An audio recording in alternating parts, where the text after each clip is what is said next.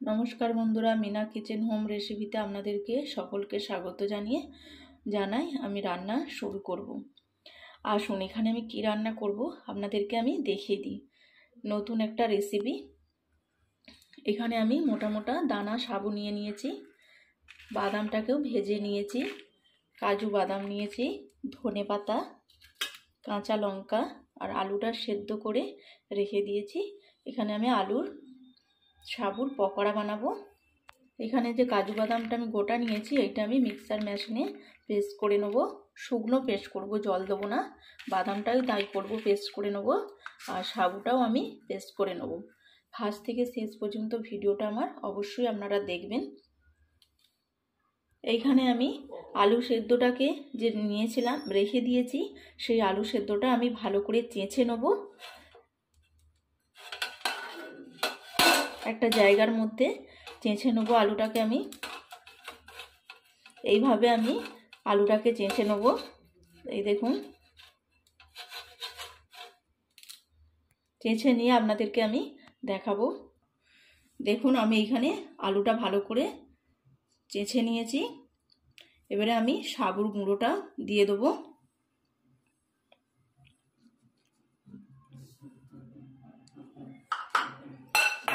কাজু বাদাম গুঁড়োটাও দিয়ে দিলাম, বাদাম গুঁড়োটাও দিয়ে দিলাম। এখানে ধনেপাতা, কাঁচা লঙ্কা,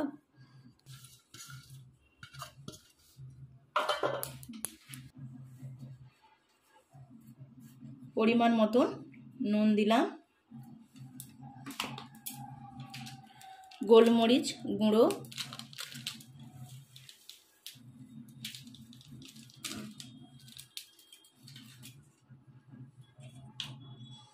এখানে ভাজা মশলা জিরে, ধনে, দালচিনি, লবঙ্গ সবই আছে, দিয়ে দিলাম। এবারে আমি সব ভালো করে মিক্স করে নেব। এই দেখুন এইভাবে আমি মেখে নেব ভালো করে।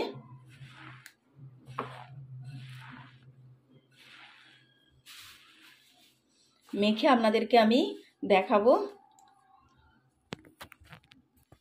দেখুন এইভাবে আমি মেখে নেব। এই দেখুন পুরো শক্ত মতন হয়েছে মাখা একদম। এই দেখুন এইভাবে। দেখুন এইভাবে আমি পিস করে নিয়েছি। এইভাবে ছোট ছোট করে গোল করে হাতে করে পাকিয়ে নিয়েছি। নিয়ে এইভাবে আমি রেখে দিয়েছি। এটা আমি কড়ার মধ্যে দেখুন গ্যাসটা চালু করে দিয়েছি, একটা প্যান বসিয়ে দিয়েছি। দিয়ে আমি কড়ার মধ্যে তেল দিয়ে দিলাম। এটা আমি সাদা তেল ব্যবহার করব। এইভাবেই আপনারা বাড়িতে বানাবেন, দেখবেন কত সুন্দর খেতে লাগে। বাচ্চা বড় সবাই ভালো লাগবে খেতে। তেলটা আমার গরম হয়ে গেছে। আমি এবারে একটা একটা করে ভেজে নেব। দেখুন এইভাবে আমি দিয়ে দেবো।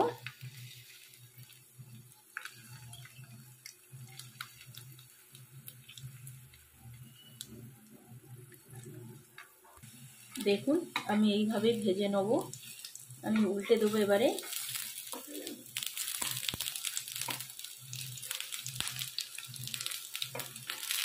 হালকা করে ভাজা হবে, আমি বেশি ভাজবো না, বেশি লাল লালও আমি করব না। হালকা করে জিনিসটা আমি ভেজে নেব। দেখুন আমার এগুলো হয়ে গেছে। আমি এবারে তুলে নেব। এই দেখুন এইভাবেই আমি হালকা করে ভাজবো, বেশি লাল লাল আমি করব না। বাদ বাকিগুলো আমি এইভাবেই ভেজে নেব।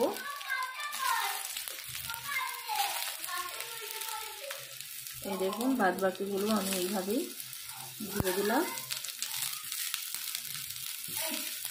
দেখুন বাদ বাকিগুলো আমি তুলে নেব এইভাবেই। এগুলো বেশি ভাজা হবে না, হালকা করে ভাজা হবে।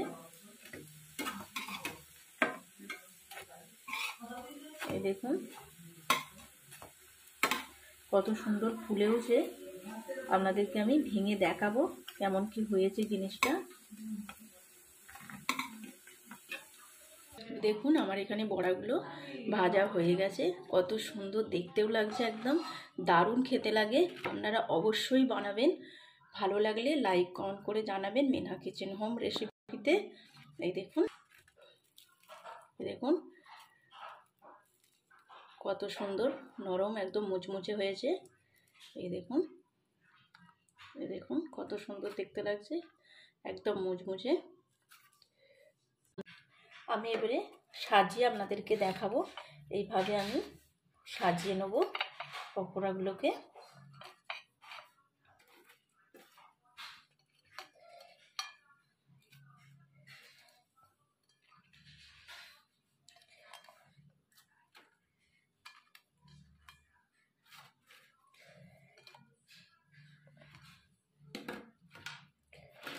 এই দেখুন, এইভাবে আমি সাজিয়ে নেব।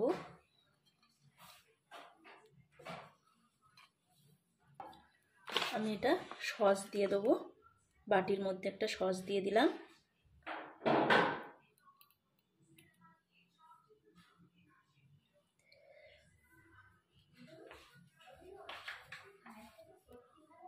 অবশ্যই লাইক করে জানাবেন মিনা কিচেন হোম রেসিপিতে আমার সাজানোটা কেমন হয়েছে, অবশ্যই লাইক করবেন। আর বড়াটাও কেমন হয়েছে অবশ্যই লাইক কমেন্ট করে জানাবেন। আজ এই পর্যন্তই, ভালো থাকবেন, সুস্থ থাকবেন, টাটা।